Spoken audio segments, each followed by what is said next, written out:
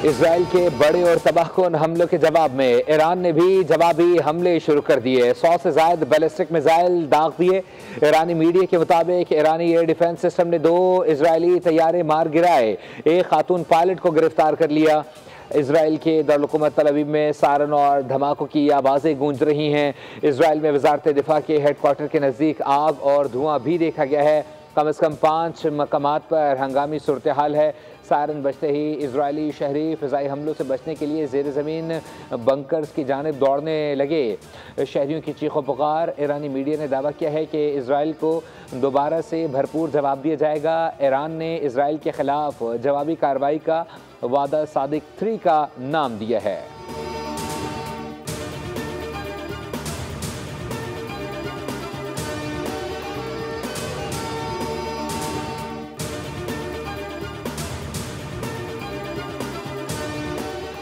Iran के हमलों के बायस तल अवीव समेत पूरे इसराइल में खौफ व हरास फैल गया। इजरायली हुक्काम ने शहरियों को घरों से बाहर ना निकलने की भी हिदायत कर दी।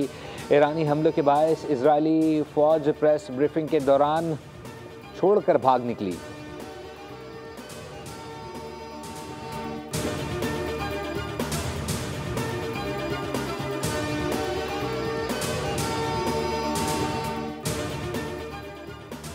ईरानी सुप्रीम लीडर आयतुल्लाह खामेनी ने कहा है कि इसराइल ने जंग शुरू की है, अब जवाब भी मिलेगा। सहूनी हुकूमत अपने जुर्म के नताइज से महफूज नहीं रहेगी।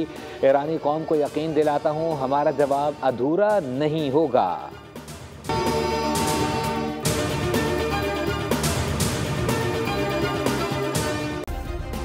सब्सक्राइब करें और बेल दबाएं ताकि कोई खबर रह न जाए।